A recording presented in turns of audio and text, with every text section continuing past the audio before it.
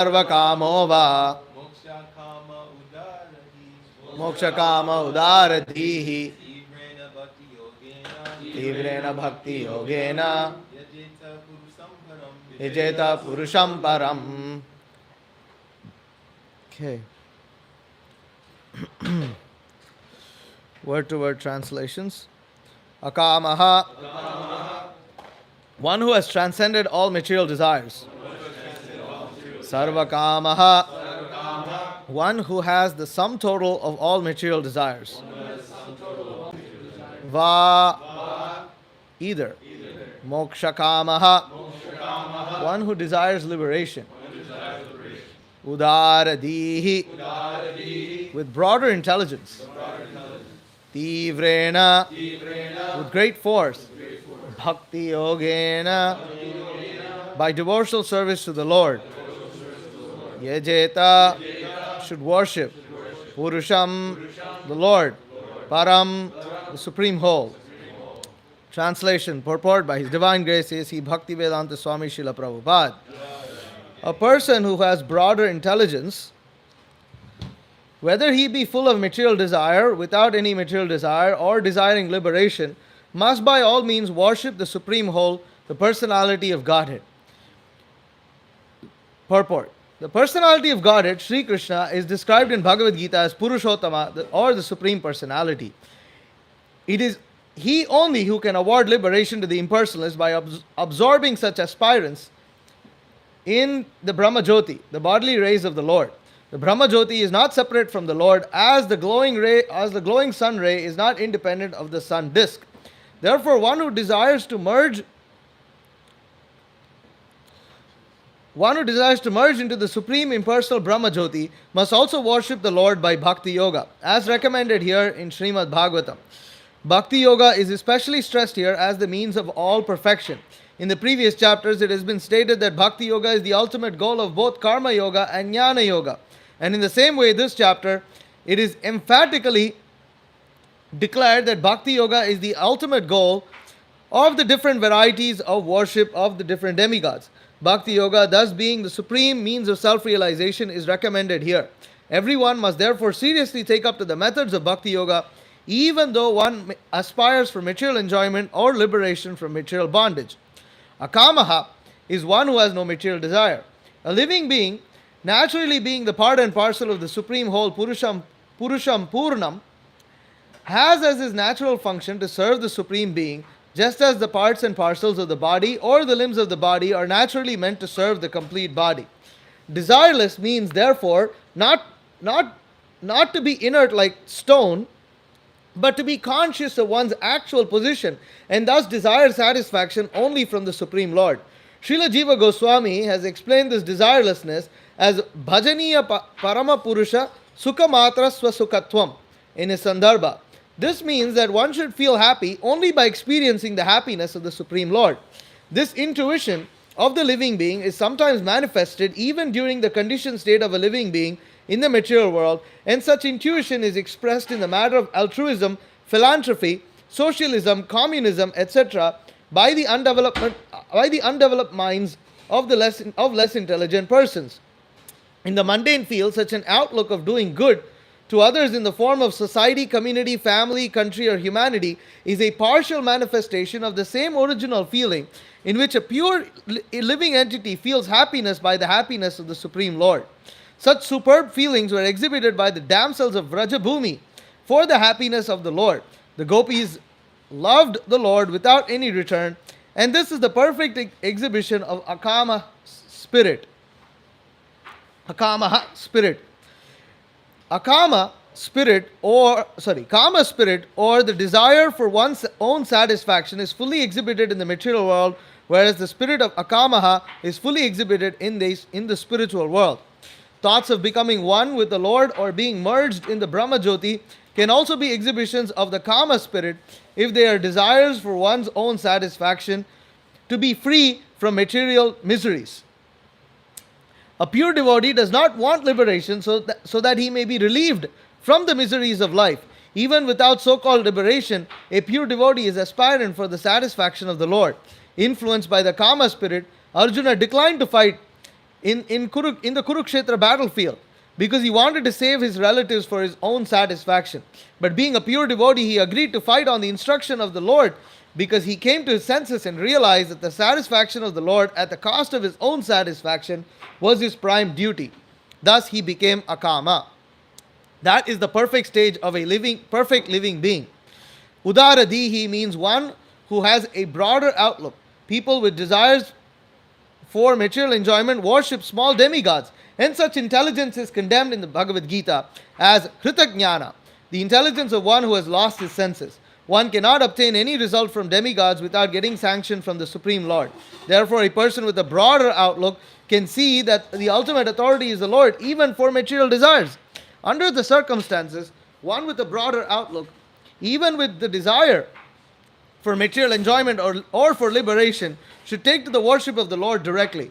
And everyone, whether an akama or sakama or mokshakama, should worship the Lord with great expedience. This implies that bhakti yoga may be perfectly administered without any mixture of karma and jnana. As the unmixed sun ray is very forceful, therefore and is therefore called tivra. Similarly, unmixed bhakti yoga of hearing, chanting, etc. may be performed by one and all, regardless of inner motive. Om Ajnanatimirandhasya Jnananjana Shalakaya Chakshurunmilitam Yena Tasmai Shri Gurave Namaha. Shri Chaitanya Manobhishtam Stapitam Yena Bhutale Swayam Rupa Kadamahyam Dadati Swapadantikam Vandeham Shri Guru Shri Utaf Padakamalam Shri Gurun Vaishnavamscha Shri Rupam Sagrajatam Sahagana Raghunatan Vitam Tam Sajivam Sadvaitam Savadhutam Parijana Sahitam Krishna Chaitanya Devam Shri Radha Krishna Padan Sahagana Lalita Shri Vishakhan Vitamscha. हे कृष्ण करुणा सिंधो दीनबंधो जगतपते गोपेश गोपिका कांत राधा कांत नमोस्तुते तप्त कांचन गौरांगी राधे वृंदावनेश्वरी वृषभानुसुते देवी प्रणमामि हरिप्रिये वांछा कल्पतरुभ्यश्च कृपा सिंधुभ्येव च पतितानां पावनेभ्यो वैष्णवेभ्यो नमो नमः. जय श्री कृष्ण चैतन्य प्रभु नित्यानंद श्री अद्वैत गदाधर श्रीवासादि गौर भक्त वृंदा. हरे Krishna Krishna Krishna Hare Hare Hare Ram Ram Ram Hare Hare. Akama sarva kamo va moksha kama udaradhihi tivrena bhakti yogena yajeta purusham param. A person who has broader intelligence, whether he be full of all material desire, without any material desire, or desiring liberation, must by all means worship the supreme whole, this personality of Godhead. So this is one of the more famous verses of the Srimad Bhagavatam, something that every devotee should actually learn. You should memorize. It's a very simple verse, easy to memorize, and should be one of the guiding principles of our devotional service. And this verse describes how practical the Srimad Bhagavatam is, and how it is actually very easy to practice devotional service. Devotional service is very simple, it is very straightforward, and it is logical, and it bestows the greatest benediction upon every living entity. That is, ultimately, it takes one back to God. It bestows love of Godhead upon the living entity. Now, everybody is not on that platform, and therefore, the texts like Bhagavad Gita and Srimad Bhagavatam are instructions by the Supreme Personality of Godhead in order to push us in that direction. And so to push us in that direction, the Srimad Bhagavatam encourages us and explains to us how practicing devotional service is for our ultimate benefit. So I'm going to go straight into the purport over here, because Srila Prabhupada is addressing various points. And so we'll go one by one. So first of all, here Prabhupada is addressing the word Purusham Param. So he says that the Supreme Personality of Godhead is described in Bhagavad Gita as Purushottama, or the Supreme Personality. So where is he described like that? Purusham Shashvatam Divyam Adi Devam Ajam Vibhum. Well, and then he says before that. So he says that no. The Janati Purushottama, Sasarvavid Bhajati, Sasarvavid Bhajati mam sarva bhavena bhavata. Sarva bhavena bharata. So Krishna says that one who understands him as Purushottama, what does he do? Sasarvavid bhajati mam. That he worships him. He sarvavid bhajati mam. That he gathers himself and he completely dedicates himself to worshipping him. Sarvavid bhajati mam. Sarva bhavena bharata. And so, and of course, like what you said, Arjuna says, what is that verse? No, but Param Brahma, Param Dhama, Pavitram, Paramam Bhavan. So, Purusham Shashvatam, Divyam. So Arjuna also declares Krishna to be the Supreme Personality of Godhead. See, this is how you understand Shastra. You understand, okay, so Purusham, see here, easily what Mayavadis will do, Purusham Param, oh yes, you have to worship Brahman. You know, but clearly in Bhagavad Gita, Krishna says that he is declared in Bhagavad Gita that he is Purusham Param. Why is Bhagavad Gita quoted? Because Bhagavad Gita is Gita Upanishad, spoken by the Supreme Lord himself, carries the greatest authority. So Krishna is Supreme Personality of Godhead, and it is only he who can award liberation to the impersonalists by absorbing such aspirants in the Brahma Jyoti, or the bodily rays of the Lord. 1 second. Just put on do not disturb. Okay.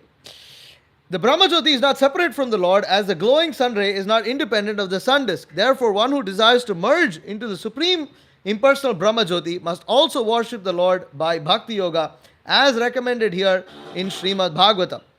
Bhakti Yoga is especially stressed here as the means of all perfection. So there are people who are trying to achieve different things. But the Srimad Bhagavatam is establishing the principle that ultimately the Supreme Personality of Godhead, Krishna, is the source of all existence. Because he is the source of all existence, he is the person who can fulfill all kinds of desires too. Why is this relevant to us? Because we do have desires. We have different desires. The question is, what kind of desire do we have? To think that a person can become desireless is actually foolishness. There is nothing called desirelessness. This is what the Buddhists claim, that you can become desireless. But it is impossible to become desireless, because the desire to become desireless is a desire in itself. You have to desire to do something. If you don't desire to do anything, what is desireless? You can say a stone is desireless, because a stone or a piece of matter like this, this piece of this paper towel or a napkin, this is desireless. Why? It has nothing. See, it just drops. That's it. There is no desire of its own. So this can be desireless, but it's desireless because it's not living. Anything that is living has to have desire. Why? Because even to live, you need to have a desire to live. Even to execute, to do anything, you have to have desire. So therefore, this verse is important because it is speaking of desire directly. And whatever be your desire, one is encouraged to take up to Bhakti Yoga. So there are people who want to achieve moksha kama. And the reason why moksha kama is specifically stated, see, in one sense, because everything is ultimately desire, it could just be said that whatever desire you have, worship the Supreme Lord. But those desires have been split into three. You have akama, you have sarva kama, and then you have moksha kama. Prabhupada is first addressing moksha kama here. Why are these desires split into three? Because apparently it seems that these three things are different. It seems as if sarva kama is the only one who has desire. Sarva kama means one who has all kinds of, Prabhupada actually, in the word to word, it is translation as one who has the sum total of all material desires. What is the sum total of all material desires? To be God. Huh? To be God. No, well, the sum total of all material desires is termed as something. Sarva kama. I'm not referring to the desire itself. What is it termed as? Sarva kama. That in this verse, give me another verse. No. That's not what we are referring to. Total of all material desires, what is it telling? In English. Kama, lust. Lust. Because that's what Krishna says in Bhagavad Gita, it is lust only. Right? This is what causes the living entity to be bound up in this material world, because lust and anger. So kama esha, krodha esha, rajoguna samudbhava, mahashano mahapapma, vidyenam iha vairinam. That it is lust and anger, born of the modes of passion, that binds the living entity to this material world. Lust has turned into wrath. Lust turns into wrath, yeah. So, but ultimately the base desire is lust. And that's what is the sum total, sarva kama. Because whatever it may be, the desire to enjoy separately from Krishna is called kama, is called lust. So that is the sum total. So it apparently seems like this lust, which we will discuss a little later, about material desires, that Srila Prabhupada addresses that in the last purport, last paragraph of this verse, of this purport. It seems as if it is different to moksha kama and akama. So it is different, but in another sense it is desire. Why split them? Because it apparently is different. People consider it to be different. So how is moksha kama different to sarva kama? I mean, apparently, it seems different because, moksha kama, it seems like you have no material desire. Moksha kama seems that it seems like you have no material desires. You renounce from this material world, and sarva kama means it seems like You're full of material desires. it seems like you're attached. So it seems like, yes, you don't have material desires, because moksha kama means you want to desire liberation. You're trying to get out of the material world. So that means moksha kama is different to sarva kama. Okay. And then how is akama different? Akama means here as one who has transcended all material desires, or one without any material desire, as it comes in the verse itself. How is that different? Because that's for Krishna. Okay, akama is said to be for Krishna. That Srila Prabhupada explains later. Because the mistake, the reason why akama is also see, the Buddhists will look at akama as being different to sarva kama, in the sense of being inert or not having any desire. Being without material desire means just being inert. Prabhupada addresses that later in the purport, saying that it's not just being inert like a stone. So, moksha kama, or one who is without, or who doesn't have material desire, the impression that spiritualists have, transcendentalists have, is that moksha kama is superior to sarva kama, and therefore they are doing different things. They have different things to do. They have different forms of worship. They have different things to do.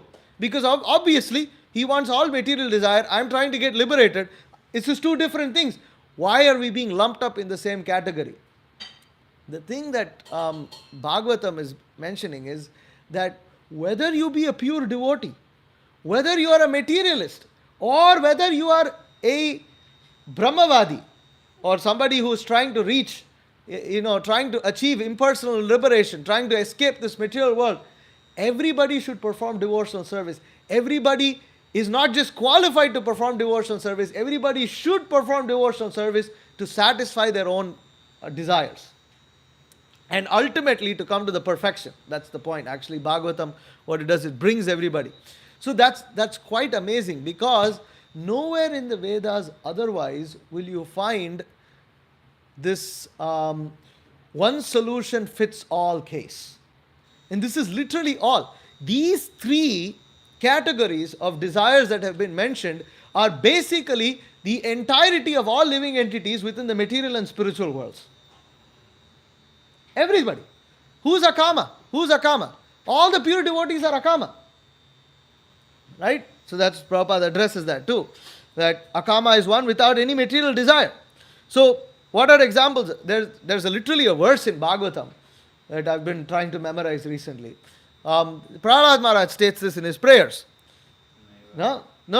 It's aham tvakamas tvad bhaktas tvam cha swami anapashrayah nanyate ha vayor artho raja sevakayor iva. So he says that I forgot. See, the first line I forgot. Already forgot. What? Kali Yuga brain. aham cha tvam aham tvam aham cha aham tvakamas tvad bhaktas. Aham tvakamas tvad bhaktas. So he says, I am akama, I am an akama devotee, I am a devotee of you, I am a servant. Aham tvakamas tvad bhaktas. What kind of bhakta am I? I am akama bhakta. This is a specific word that Prahlad Maharaj uses. Aham tvakamas tvad bhaktas. He says to Nrsimhadev. He says to his Lord Nrsimha, he says, I am your unalloyed devotee. I have no... And he explains what is this akama bhakti. And he says, who are you? Twamcha swam anapashraya. And who are you? You are my Swami. You are my master. And what kind of master are you? Anapashraya. You are a master who is not thinking of how to exploit his servants. You are my master, you are my Lord, and I am your servant. I am your unalloyed servant, and because I am your unalloyed servant, are you this exploitative master who just wants to use me as a slave just because of my simplicity? Sometimes, some men, lusty men are out there. What they try to do is they try to pollute simple, innocent girls. These innocent girls are there. They're simple, they trust. They're simple-hearted. And what they do is this so-called devotee has so many good, displays all his qualifications of being a devotee. And what does he do? He goes and exploits this young girl, simple girl, or any man. He may flaunt his money and this and that. But what they do is they just try to exploit the girl. They're not trying to give her, they're not trying to see how they could be mutually benefited. They just want to use that girl as an object of their sense gratification and fling her to the side. This kind of... So there are masters like this. And you go, it's nothing new. You go to try to buy something from some merchant or something. If that merchant wants to try to exploit you, he can, especially if you don't know anything about the object that you are trying to buy. So they can exploit you. But Nrsimhadev is not that kind of a master. Twamcha swam anapashraya. You are anapashraya. Your anapashraya means you don't have motivations in trying to in trying to engage your devotee in your service. You don't have ulterior motivations. That's what Prabhupada... Ulterior motives is how Prabhupada translates that. Tvamcha swam anapashraya. And then what does Prahlad Maharaj say? To emphasize that there is nothing more than this, he says, Nanyate ha vayor artho. Arthaha means there is no purpose. There is no other purpose. Nanyate. Nanyatha. Anyatha. Anyatha means nothing. So, Nanyatha means there is no other. Nanyate ha vayor artho. So, there is no other purpose than this. And how is it? Raja sevakayoriva. Just as, and Prabhupada interestingly, in that verse, let me actually pull it up. Interestingly, he does not translate, hold on. 7.10.6. He says, this is how Prabhupada translates it. O my Lord, I am your unmotivated servant and you are my eternal master. There is no need of our being anything other than master and servant. You are naturally my master and I am naturally your servant. We have no other relationship. And in the word to word, anapashraya is translated as without motivation. And although the verse itself says Raja Sevake Oriva, means just like a king and his servant, and just like the king and his servant, Prabhupada does not translate that directly into his translation. He doesn't use the word king at all, because nowadays kings are so bad that they just exploit. Politicians just exploit. So you give that example, people have no understanding. It's like, if you're going to compare it like that, then it doesn't mean anything. And it's interesting that Prahlad Maharaj also says that because his father, king, wasn't like that. His father, his own father, who was the emperor of the whole world, wasn't that kind of a king. But If you think of kings like Parikshit Maharaj, who come in the Bhagavatam and other cases, then you will understand this case to be true. So, okay. Okay. Oops, I'm losing. Oh, I lost the purport. So going back to the purport, sorry, give me a second. Okay. So Prabhupada continues, Akama is one who has no material desire. A living being, naturally being the part and parcel of the Supreme Whole, Purusham Purnam, has his natural function to serve the Supreme Being, just as parts and parcels of the body or limbs of the body are naturally meant to serve the complete body. Desireless, therefore, does not mean to be inert like the stone, but to be conscious of one's actual position and desire satisfaction from the Supreme Lord.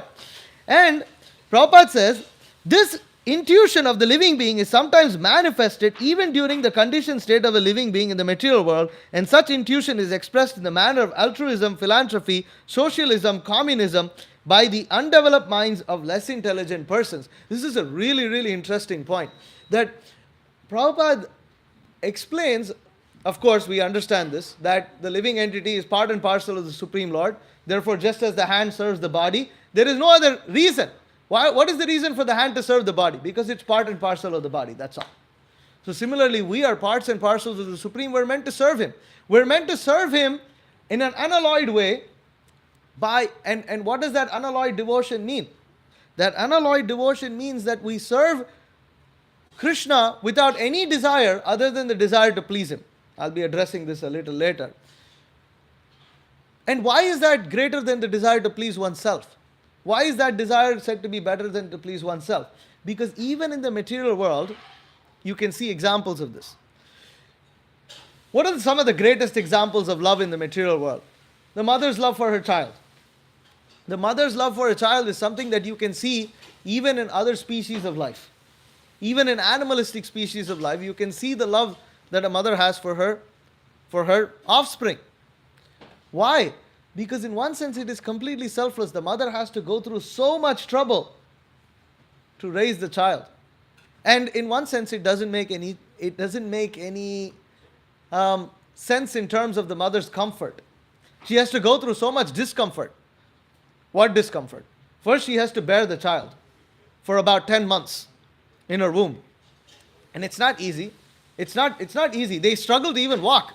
Especially during the latter stages of pregnancy, a mother struggles to walk. And not only that, if you've ever spoken to mothers, you might have seen pregnant women, they speak about how the child kicks in the womb. So it'll suddenly kick. Yeah, it kicks. Child, especially as it grows, towards the last 2 months of the pregnancy, a child will start kicking. And she'll feel the pain, And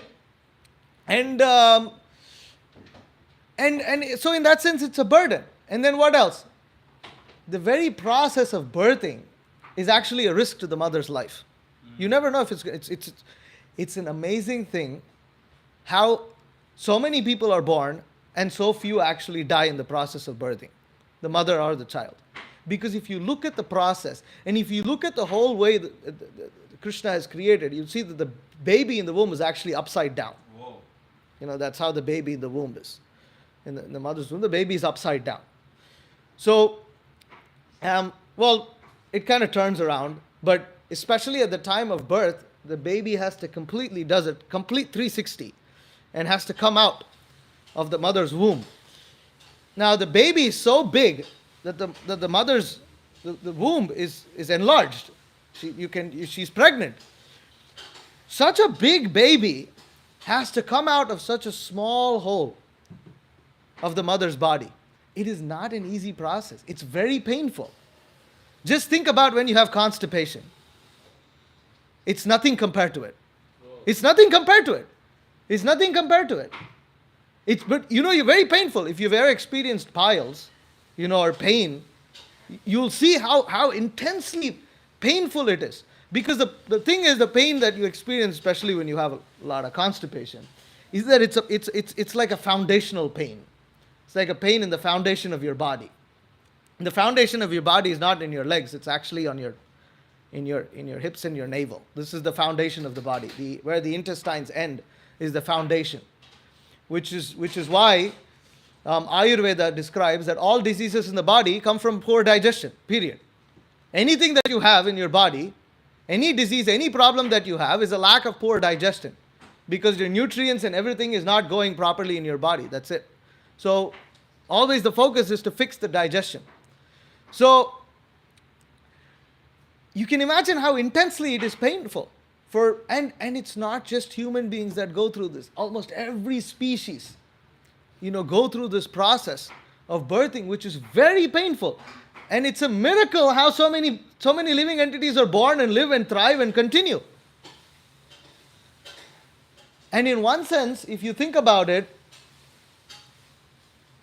and that's why demoniac people today, they're not interested. It's therefore, this whole idea of not wanting to give, or like this whole idea of abortion, the whole idea of like not wanting to give birth to create the following generation, this is considered extremely sinful. Because even animals don't do that. Even animals go through the pain of birthing. Because this is how Krishna has set the laws of motion, the material laws in this world. And to have sex without the desire to even engage in marriage life, without the desire of having children, is straight up sinful. It's straight up sinful. It is straight up lusty. That's it. It's lust, nothing. It's lower than animal. Therefore, and that's why that example is given of the mother's love. And then after, that's only up to birthing. After birthing, there's so many problems. So the mother doesn't end over there. She has to, first of all, she has to breastfeed the child. That's how actually healthy children are breastfed. Children who are very healthy, they're breastfed by their mothers. Because, why? Because up till the point of birth, the baby literally was getting fluids for its survival from the mother's body. And that continues after birth. It continues after birth to a point of time where the baby can start to accept foodstuffs from outside. Gradually. It has to be a gradual process. It doesn't happen just immediately at birth. Therefore, all these artificial, baby products, they're not actually healthy. They don't result in healthy, human beings. So then the baby, and she has to clean it, and the baby has to you have to feed the baby, you have to pacify the baby, and as the baby grows, it's a lot. And you will find that the mother, even after the child has grown up and is an adult, will still have affection for the child. Will still feel so much affection. And you cannot go and ask the mother, why do you love your child? It's actually, if you ask a mother why you love your child, they'll actually feel offended by the question. It's like, how can you even ask this kind of a question? What kind of question is this? He's my child and that's it. That's it. There doesn't need to be any other explanation. Therefore, that example is given. And the same thing, Prabhupada is expanding that into altruism, philanthropy, socialism, communism. Why do some people feel the need to do philanthropy? Oh, there are other human beings. You need to help them. What sort of a stupid question is this? That's what some people can feel offended by that question. And the same thing, socialism, communism. This is regarding to one's country. It's our countrymen. We have to help. What sort of question is that? So there is, but the point is, and the truth is, people who are engaged in these kind of affairs, they feel sometimes some greater pleasure than just trying to earn money and just trying to become rich or whatever. Because the truth is, the more selfless one actually becomes, the more happier one actually becomes. It's counterintuitive, because you think that by being selfish you'll be very happy. But it's not true. And Prabhupada is saying, it's amazing, but unless Prabhupada points it out, how would we ever even know this? How would we even think? That he says that the mundane field of such an outlook of doing good to others in the form of society, community, family, country, or humanity is a partial manifestation of the original same feeling in which a pure living entity feels happiness by the happiness of the Supreme Lord. that we actually derive the greatest happiness by giving happiness not to ourselves, but by giving happiness to others. But the truth is, even those others are actually parts and parcels of the Supreme Lord. And therefore, by giving pleasure to the Supreme Lord, we actually become fully satisfied in our constitutional position. This is called akama. This is pure devotional service. This is what we are meant to do. And Prabhupada is writing that the gopis loved the Lord without any return. And this is the perfect example of the exhibition of the akama spirit. The kama spirit, or the desire for one's own satisfaction, is fully exhibited in the material world, whereas the spirit of akama is fully exhibited in the spiritual world. So in this world, the kama spirit, desire to satisfy one's own senses, which makes everybody pretty miserable, is what living entities strive for in this material world. But living entities who are becoming more and more pious, they start to become more and more selfless. How do they become more and more selfless? First of all, they become little more pious. They have a sense of duty towards family, duty towards country, duty towards other fellow citizens. They think you have to be a good neighbor. Why do you have to be a good neighbor? Because it's common sense. What sort of a ridiculous question is this? You have to be a good neighbor. But others, they may not understand. That's why some people, people who are morons, they can't even get this.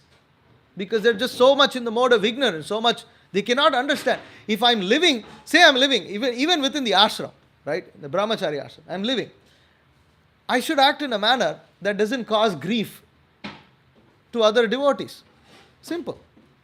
I should learn to control my tongue, to speak in a manner, however great the problem might be, I should learn to act consciously, try to act in a manner that doesn't, it's not always putting my problem and my thing, first, but also trying to see the other person's problems and the other person's considerations and trying to speak in a gentle way, trying to do everything possible to act in what is termed as peaceful and gentlemanly.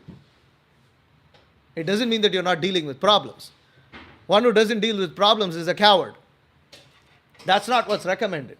But the point is, one who becomes more and more pious automatically sees the need for different duties, and they become, basically, there is an increase in the selflessness of that living entity. Because to perform duty, you have to be a little selfless. How do you have to be selfless? Because you're going to go through a lot of trouble. You're going to go through a lot of things to be dutiful. Just like a person, just like a person who's married, really, we have to have children. We have to have children. Why do we need to have children? Because it's a duty. Actually, Prabhupada writes in another purport, it is the duty of the grahastha to create brahmacharis, vanaprasthas and sannyasis. Whoa. The grahastha has the duty to create brahmacharis, vanaprasthas and sannyasis. The brahmachari doesn't have the duty to create other brahmacharis, actually. Really? Where is it stated? I mean, that's our own personal desire to serve Krishna, but it's not our duty. But it's the duty of grahasthas to do this. The grahastha has to create the sannyasi. So they understand that this is duty, and that therefore Prabhupada speaks at the point that, just like a woman, a chaste wife, even if it's hot, she has to go into the kitchen and cook. Prabhupada states this in Bhagavad Gita. Which verse? Which purport? Matra sparshastha kaunteya sitoshna sukha dukkha daha. That you have to become equipoised in happiness and distress. It comes by little selflessness. If you're selfish, you will become distressed. You will become disturbed. You cannot be equipoised. You'll be mental, what you call as mental. Be mental, restless, because we're selfish. When you're selfish, you will become restless. But the more you become selfless, the more dutiful you become, the more equipoised you become.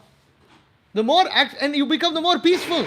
It's contrary. You think, no. By accepting all this duty, I'm accepting all this trouble and all this pain and all this, and I won't be peaceful. I can't be peaceful. I want to be free. But when you're free, what happens is you let that horse of the mind run amok. And what it does is it drags you all over the universe. One time you're in heaven, other time you're in hell. One time you're in India, another time you're in Africa. Your mind is taking you everywhere. And what are you doing? Like a slave, you're getting dragged around. The mind has no control. It just jumps from one thing and another. Then therefore the elation, depression, elation, depression. This is Western society. This is how people are. Elated one point of time, suddenly depressed, so moody, such mood swings. When you're distributing books, you can see that. So suddenly happy, suddenly they get turned off. The wife gives one look and that's it. The girlfriend gives one look, over. It's all, everything is done. It drops right down. Or something like that. It's so moody. Or there might not be even any external reason. Some wind may blow in one direction and suddenly they don't want to take the book. Like, why do you want to not take the book? Because the wind blew in that direction. It's like ridiculous.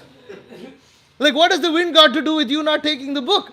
Use your intelligence. But they don't have intelligence to use. Energy changed. Whatever. They say some stupid thing. A squirrel ran across. I don't think that's a good... The Kundalini. Or whatever, This is called restlessness. This is called restlessness. That restlessness and that mental nature. And what happens?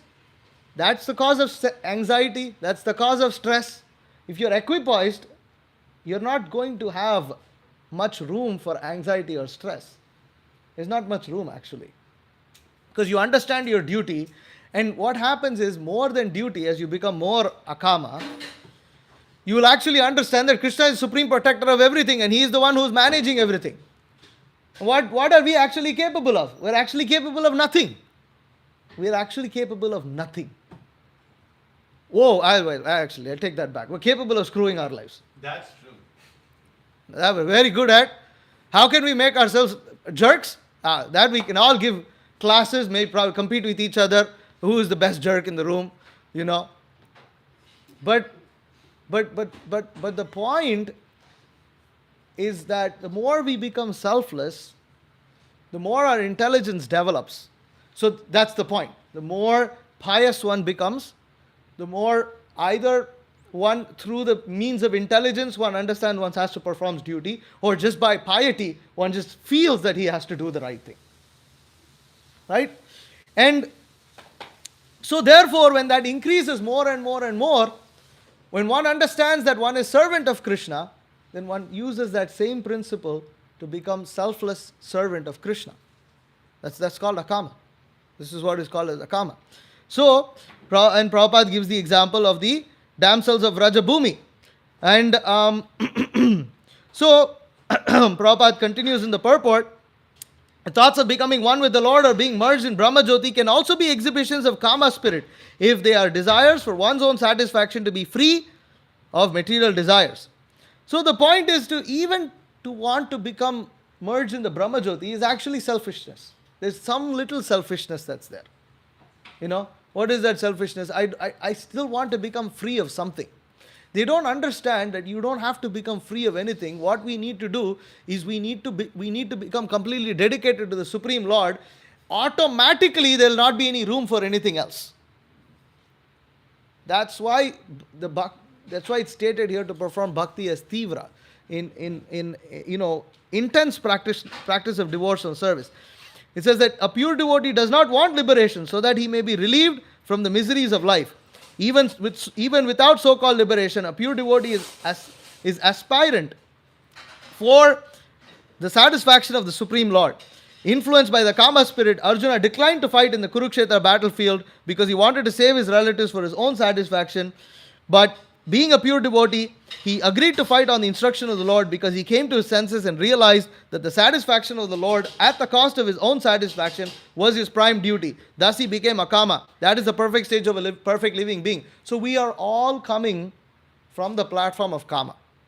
And Prabhupada is giving an example as to how we can come from this platform of Kama to Akama. That it's not that we want to practice devotional service to run away from problems. We don't practice devotional service to run away from problems. We didn't become. So if the sole reason a person wants to remain a brahmachari is because he just wants to run away from problems, he is not a brahmachari. You should be a brahmachari if if you a real brahmachari is one who wants to give his life for the service of Guru. And at least they may be mature enough to understand that maybe I'm not that selfless that my whole life I can remain completely selfless and just serve my Guru Maharaj and Krishna, but at least let me do it for a few years. Let me do it for some time. Let me really give it my all. Because by doing so, what will I learn? I learn how to be akama within my grihastha ashram, because once you become householder, then also you have to still be akama. It's not that after brahmachari, then you become sarvakama. Sarvakama is crazy. Why that is not akama bhakti. It's not that after brahmacharya, he's like as if he's, it's like, you see in a person, like sometimes, if an animal is very hungry, a cow sometimes, actually cows are like that, whether they're hungry or not. But the thing is, you give them a bowl full of something, some of their, what they want to eat. It could be ragi malt or, or it could, so many things. It could be a bunch of vegetables. They won't try to pick it little by little or something. You could dive their whole head into it. That's how you do. You go dive your whole head into it, and then, animals kind of eat like that. They spill everything. They spill everything all over the place, and things like that. So it's not that we dive head on into that after being a brahmachari also. That's not the point. The point is to develop the akama spirit. And to develop the akama spirit, you have to go through stuff in the brahmachari ashram. Which means you have to go through practicing Krishna consciousness intensely, whether you like it or not.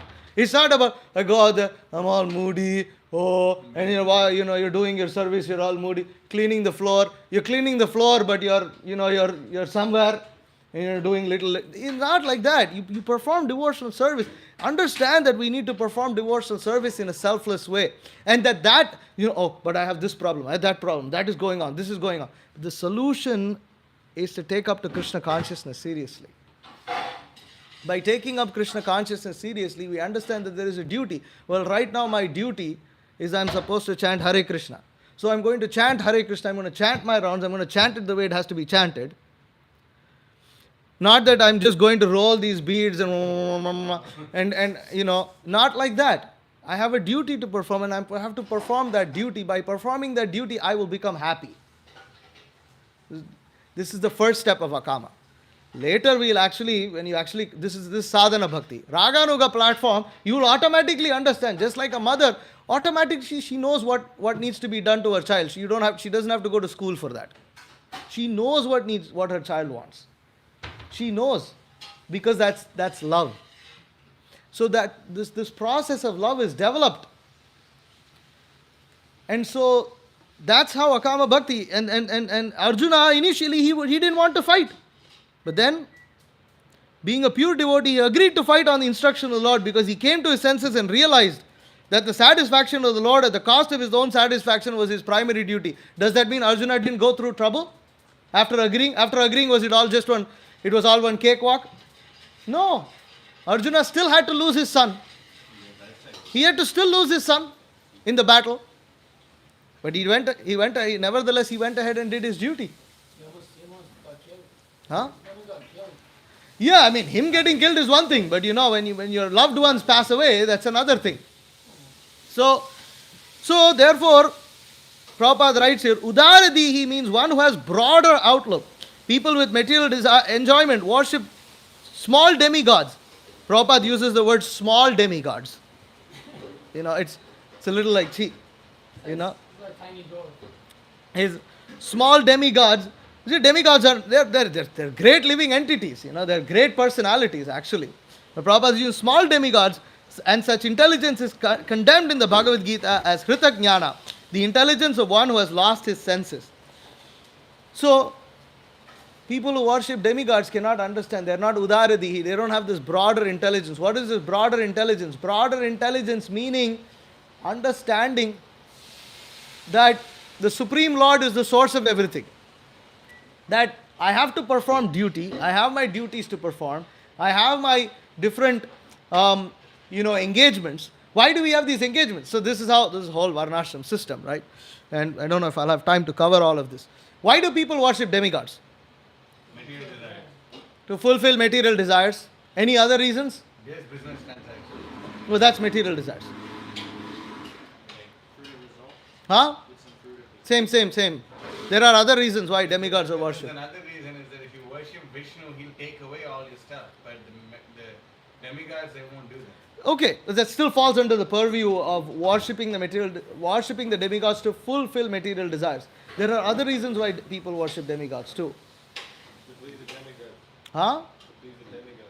To please the demigods. Literally, to please the demigods in the sense that they feel that it is their duty, they're paying taxes. You see, But isn't that the same thing? Like, Yeah. it's a little different. I'll tell you why. Huh? Yeah, go on. Why? So the reason it's different is because you may have your Ishta Devata. Your Ishta Devata is the demigod who you are praying to fulfill particular material desires. But there are other devatas that you need to worship no matter what, such as worshipping sun. You have to worship sun. It is not that you are worshipping, there is a part of Vedic rituals. That Krishna states this in Bhagavad Gita, chapter 2. He says, Saha yajna prajashishtva purovacha prajapatihi. Anena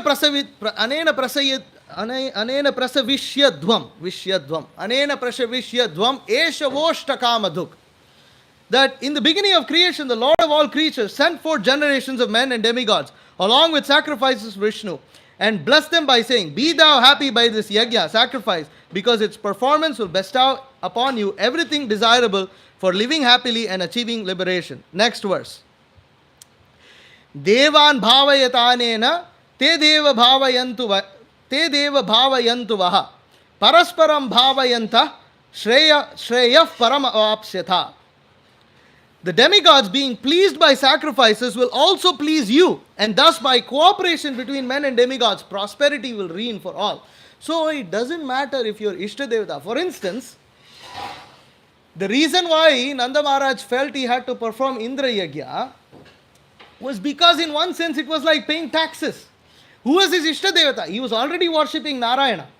He was already worshipping Vishnu. He had Shalagram Shila. He was worshipping Vishnu in his house. So that is whom Nanda Maharaj and Yashoda, that was their lord of their hearts. But they also felt that they need to worship Indra. Because this is the point, that you worship the demigods, so because we're breathing air, we're drinking water, you're standing on land. All this means that you have to pay taxes. So the point is, by performance of sacrifices, by worship, the demigods get their portion. Because what happens is, and how do you know that you get their portion? Because you take the time out and the effort out and the energy out to worship, to propitiate these demigods. That's what goes as taxes. It's the Vedic mantras that are chanted by the human beings. In accordance with the Vedas, those mantras, when they are chanted, they satisfy the demigods. They provide their needs. The demigods have their needs. They have problems too. And just like the government, they need taxes to run the government. And you're supposed to pay those taxes. You can't say, I don't want to pay taxes. And it's not just one place that you're paying taxes. It's not just one place, right? You pay income tax, you pay sales tax. Income tax, you pay tax to the state, you pay tax to the federal government. And you have to pay, okay, I'm paying taxes. I won't pay for water, I won't pay for electricity. No, you have to pay for that too. There's all sorts of things that you need to pay taxes. You have to pay insurance. All these kind of things. So same thing, there are demigods for every single thing. For instance, in your body, there are different kinds of air. What are the different kinds of air? So there's one kind of air that you breathe in and breathe out. Right? Then, can you think of any other types of air in the body? Air to close your eyes, open your eyes. Air to close your eyes and open your eyes. Well, that's not so easy to understand. Can you give a bit easier example? To evacuate. To evacuate, you need air to clear your intestines. You need air. Otherwise, it won't go. So there's air for that. What else? What are the other types of air? Here. You need air to hear. So have you had that experience of blowing air out of your ears and clearing your ears out? That's a type of air. That air is required for the ear to function properly. So then there's air that allows you to speak. The air that allows you to speak and sing and all that. So these are all different, and each of these are controlled by different demigods. Every single inch of this planet is controlled by different demigods. Not just by Bhuma Devi. Bhuma Devi is the overall. Then you have Grama Devata. You have Grama Devata is the village god. And Grama Devatas are real. They're different persons. Who are they? Generally they are then they're the Yakshas, the minor demigods. Generally Yakshas. There's a demigod for every village. Yeah, Yaksha. Yeah, kind of, Yakshas. you really- And you'll see that in the Bhagavatam also. That Nanda Maharaj, there's one verse, Grama Devata. So, and in India, these Grama Devatas in large places are known. But if those local gods are not propitiated, then they don't protect you. What do you mean they protect? Means that these Grama Devatas, for instance, protect against, and if they're propitiated, they protect against dacoits and ferocious animals from coming in and this and that. Like the one that came for Vedanta Deshika. Yeah, so many. So there's so many things like that, and so there's, and then you have all the planets. You have astrological planets that control different aspects of your karma. You have to worship them. You have the different directions that you worship. Every direction, there are 10 directions. There are 10 demigods control of different 10 directions. Then each segment of this universe is controlled by different demigods. So there are 330 million posts of demigods that control each and every aspect of our life. And you can understand why people are miserable, because they're not getting them.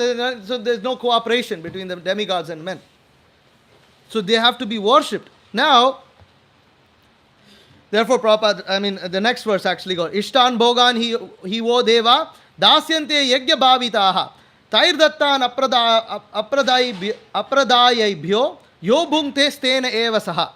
In charge of the various necessities of life, the demigods, being satisfied with the performance of yajna, will supply all necessities to you. But he who enjoys such gifts without offering them to the demigods in return is certainly a thief. So for instance, if Indra is giving rain, he has to be worshipped back with the results of the rain, such as grains and things like that. Otherwise, you're considered a thief.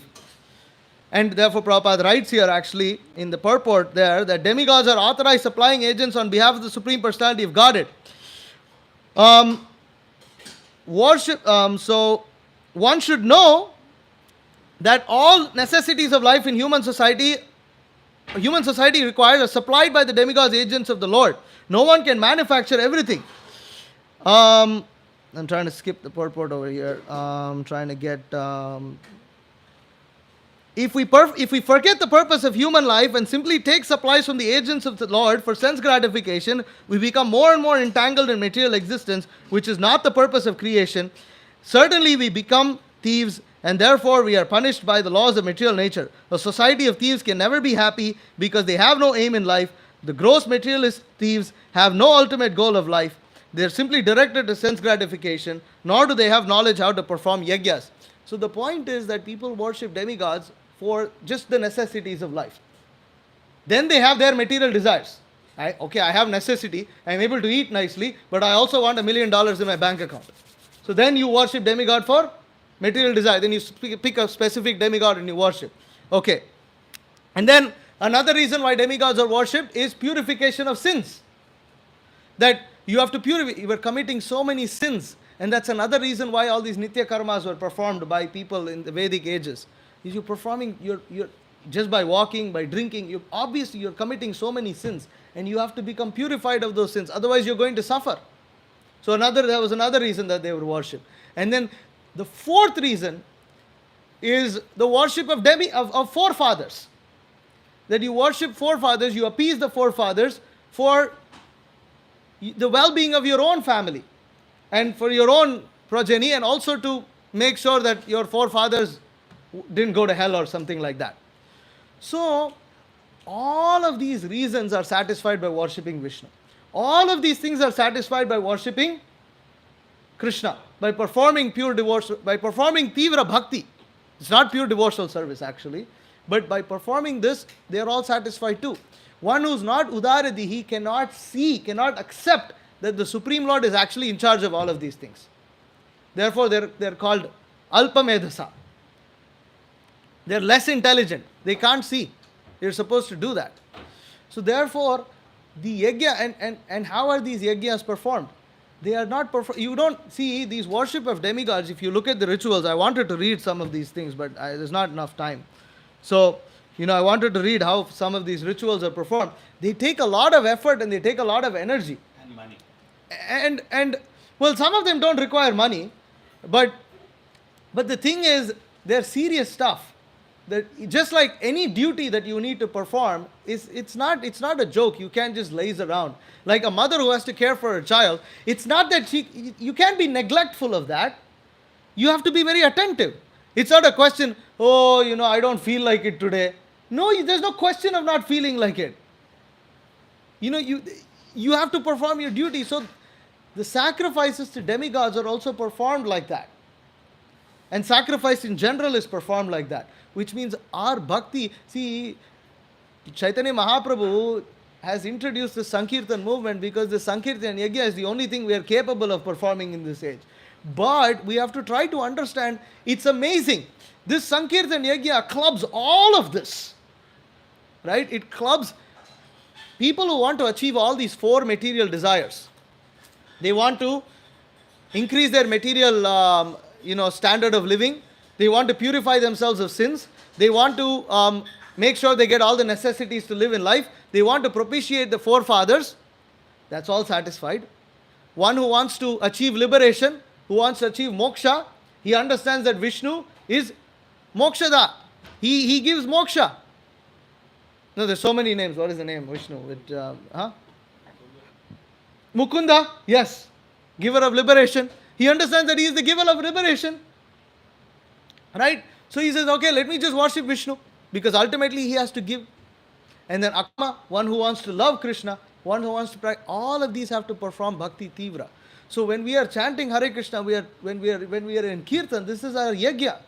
When we are performing devotional service, this is our yajna. Because we are not doing any of this stuff. And if I were to read some of these things that what is actually recommended in the Vedas, what every day a person should do, you'll be shocked. It's mind-boggling. It's unimaginable how you would do these things. But if you think about it, you're breathing air, you're walking. How are you going to be happy? How are you going to be happy? You're taking, and all these demigods are providing. What are you giving back in return? But we are not capable. We don't have the capacity. We don't even have the knowledge of doing this. We're so fallen.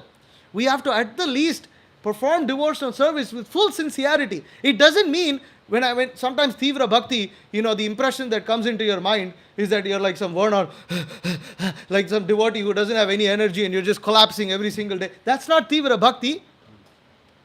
Yesterday I was in a conversation with these devotees from Brazil, and one senior devotee over there, Harakanta Prabhu, is a brahmachari. He's been practicing Krishna consciousness for 40 years and he's the leader of that group. He is old, obviously. He's been in the movement for 40 years. He's old. But even though he's old, and we were talking about farm communities and we're talking about self-sufficiency and about like war and things like that. And he said, and I said, I asked, so I was saying, I was quoting some farms saying that, in times of war, they're 85% self-sufficient, so they'll be easily able to come to another 15% self-sufficiency. Immediately he quipped. He said, during times of war, even during times of war, under the bombs we will be distributing Srila Prabhupada's books. Right. And he doesn't go out on book distribution himself. But I heard that and I was like, wow, what a spirit, what a mood. Books in the bomb shelter. He said the bombs will be dropping and we'll be dropping Srila Prabhupada's books as bombs. There's the devotee that was doing that. Yeah, I mean there are devotees doing that, yeah. Tribhuwanath Prabhu. And then actually, Books and then Shyamasundar Prabhu quotes his own wife. that she was present during the war in Czechoslovakia, Czechoslovakia at that time, and the bombs were going off, and where was she? She was sitting in a bathtub, filled her bathtub with the Bhagavatam, with books of Bhagavatam, and she was reading Bhagavatam in the bathtub. Why was she reading Bhagavatam in the bathtub? Because it was the safest place to be. So that's called Tivra Bhakti. That's called devotional service. Is to perform it with that sincerity. Is to perform it with that desire that I have to worship Krishna, I have to make advancement, I have to develop love for Krishna, I have to become purified. I cannot live like this conditioned material living entity in this world. How long am I going to keep fumbling like a fool? When, oh Krishna, will I develop that desire to serve you? When will I have that desire?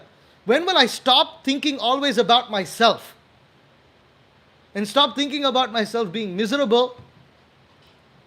When will I think about how I can serve you? Even if just that prayer, that's what we're supposed to pray when we're chanting Hare Krishna. And, oh Krishna, energy of Krishna, please engage me in your service, Prabhupada says. So we have to pray for that engagement. And sometimes, we feel like we're the ones doing it. We're not really the ones doing it. We're not doing anything actually. We don't have any Shakti. But that's Tivra Bhakti. Tivra Bhakti, so many examples of Tivra Bhakti. So many examples that can be given. But anyways, so this pure devotional service, this will save us from all trouble. And see how confident, see how merciful the Bhagavatam is. The Bhagavatam is not saying that you do all this and actually what is going to happen is you're going to get cheated. None of those desires are going to get fulfilled. Krishna is just going to give you pure love of God. No, the Bhagavatam is saying even to fulfill those desires, just perform pure devotional service. You will become purified. You'll become purified. What does that mean? Purification doesn't mean that it's always that the Lord is going to just put us to the grind all the time. Sometimes those desires will actually get fulfilled.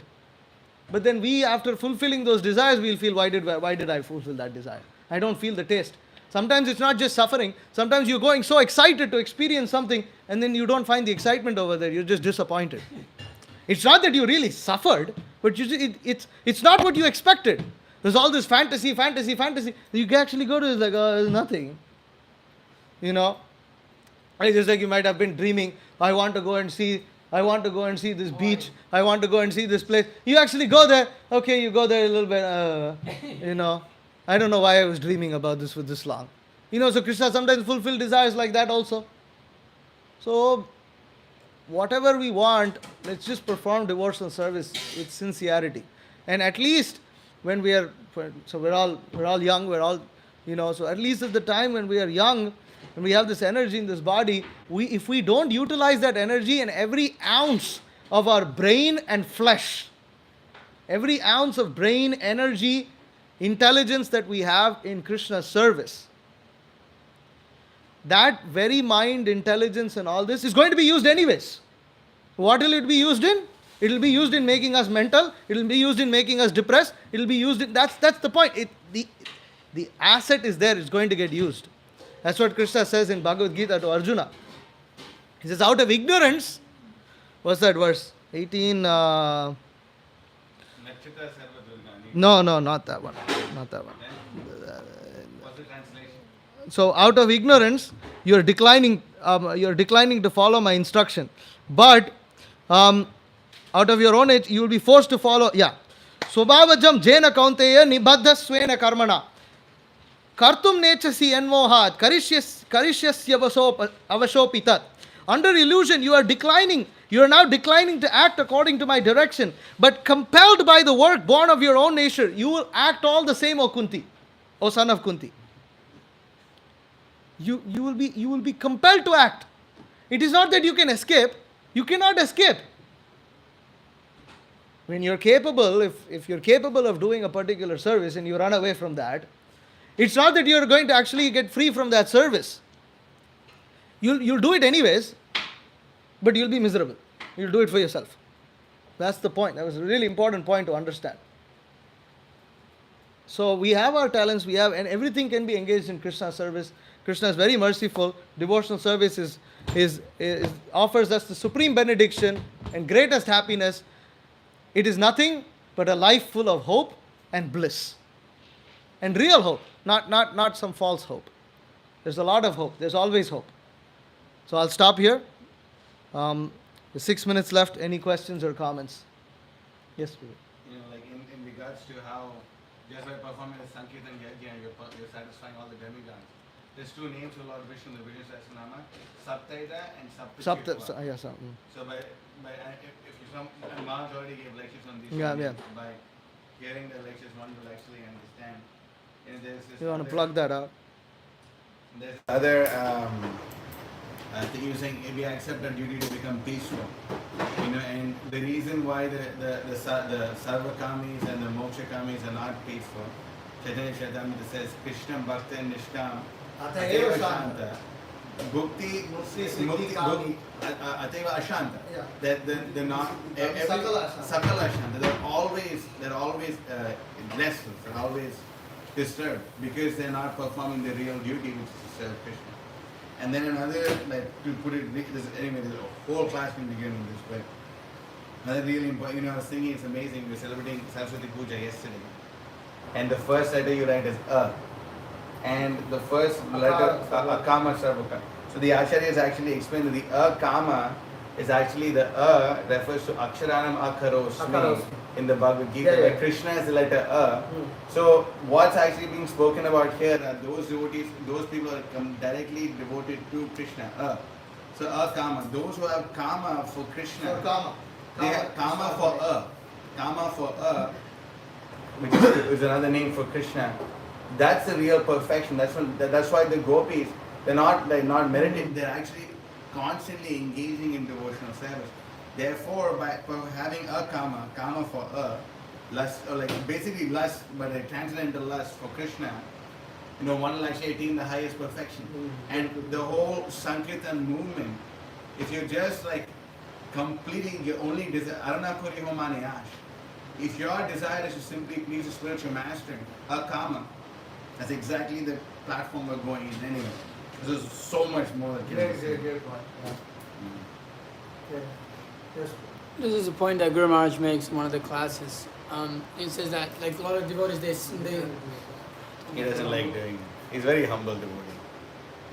so You look down. there's a class that he gives and he says that In button you put that. no, that's right. Oh, That's right. And so he says that like there's like so many devotees, I'm struggling with material desire, I'm getting so mental, I have so many problems with my mind. And he says like, yeah, good. It's like you should be struggling with material desire, not that you're happy with yeah, material wow, desire. happy with And it's like, because if you analyze it, it's good because it's like a good position to be in. Yeah, like, It's like, because if you look at materialists, it's like an old I'm man. great, yeah. Old man's like, yes, I still have lust in my body. Yeah. And Great! And he gives the example that Prabhupada I'm still trying to make money. Yeah. Where's this guy, realtor, broker? I still have Dude, the energy. He can't even breathe. He That needs guy an can't oxygen even cylinder. breathe. He's still He trying to needs make an money. oxygen cylinder to go, and he's just like, he's so freaking like, you met him, he's like a zombie, and he's still so desirous of making wealth. So it's like they're so happy with their lust and I still have sex. I still want to have sex. But That's so amazing, And yeah. then he gives the example that Srila Prabhupada gave where he said that there was that old man who desired so much sex. So he just replaced his genitals with the genitals. No, he wanted to, that never happened. Otherwise, That's what he didn't do No, it. I'm just shaking my head how crazy this is. Yeah. You know Frank Sinatra? Huh? It's in the Srimad the glands, it's the monkey glands or whatever? Yeah. Frank Sinatra did Yeah, that. they did that. It's not a joke. It's a real thing. Yeah, it's a real thing. It's in the Bible. So, Yeah. People so put. it was just Oh saying my that it's God. good if a devotee is struggling with material desire. It's just that he has to understand that he doesn't surrender to that material desire. And so it's like very important. He's saying, and he's referencing brahmacharya. He's like, everybody's mental in this material. It's not just you. You're thinking only I'm mental. But actually, everyone's like that. But those who just can learn to tolerate it, like this verse we're quoting, then they'll make it through. Yeah. So it's like, yeah, all the brahmacharya, there's all material desire there, but it's just like, what? So what, bro? Like, I'm not going to surrender to that. It's just like, you deal with it and you go on with your service. And I mean, yeah. So again, it should be done in guidance of devotees. But the main thing is, one may feel that one is unable to, okay, we can feel sometimes. I'm not completely on that platform and this and that. But the point is, at the least, one has to be completely absorbed in thinking how one can serve Krishna. And at least the current service that you're performing, even if you're not very expert in it, you should still try to perform it, with full sincerity and full effort, whatever effort you can put in. And then gradually, and then by seeing that sincere desire, Guru and Krishna will bless you with a situation that is more natural to perform. It's a more natural service for you. And you can progress in Krishna consciousness in that way. It's like somebody, as I mentioned, somebody may feel, I'm not qualified, I cannot stay brahmachari my whole life. Fine. But at least in the brahmachari ashram, we have to understand and develop that desire as to what it means to please Krishna and not please our senses. When you understand that principle, then you will understand how to run life in a grahastha ashram. Otherwise, it will just become another it will become another lusty affair in the material world. as being a grahastha. That's all. And then there are certain things that you have, and again, that's why even though it is known that most people end up marrying, still the reason that the brahmachari ashram is given is because you have to learn to pound your mind and not listen to it. You have to learn to control that, and you have to, otherwise it's impossible. You will not be able to live your life. Impossible. It's impossible. And therefore, actually, one should try to give oneself as much time as possible in the brahmachari ashram to learn this. It's not that, it's some kind of formality or something like that. I did my time. I also put saffron tape, put it on my friend.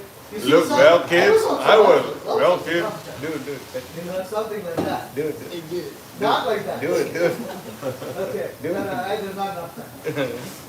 Anything else? It's 9. It's 9.